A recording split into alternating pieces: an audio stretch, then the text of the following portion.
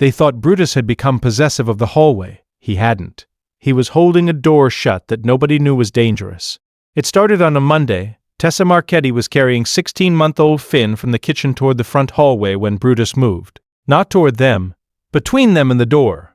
120 pounds of Bullmastiff, planted sideways across a 36-inch doorway, not growling, not stiff, just present, immovable.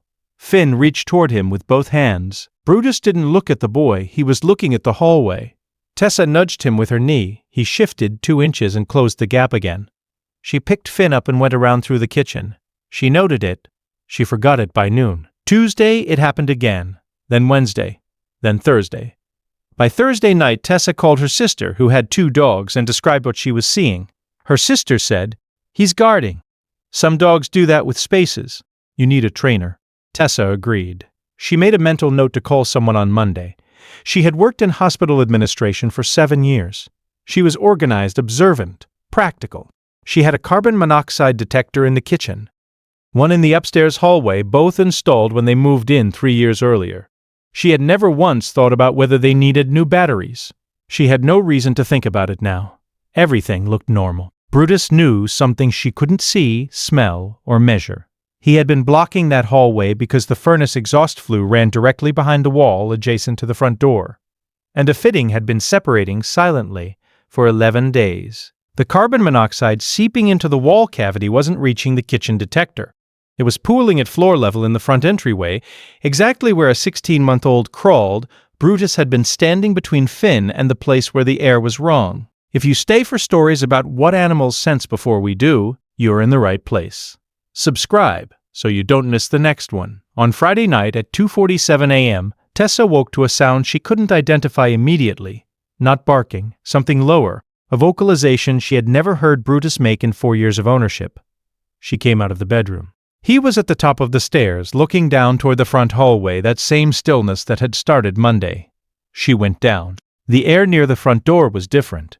Not a smell. She told the fire department later she couldn't identify a smell, but something her body registered before her brain did.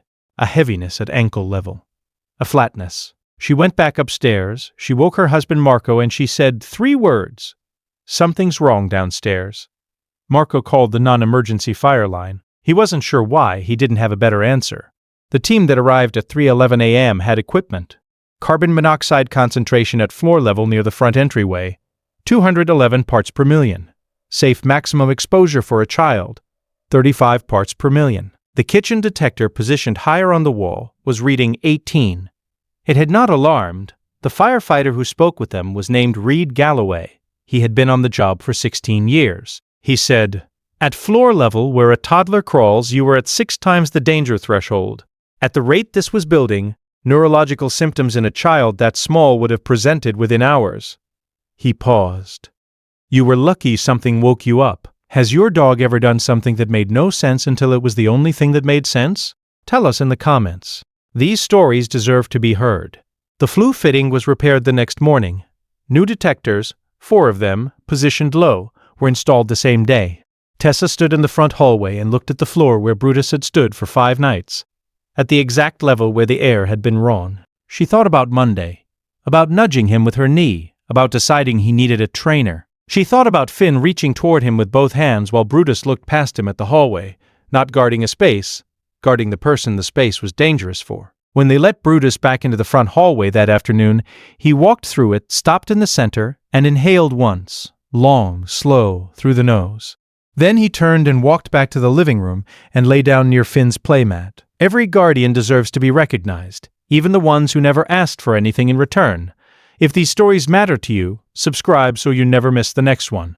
Finn is 2 now. He walks the hallway every day. Most mornings, Brutus walks it first.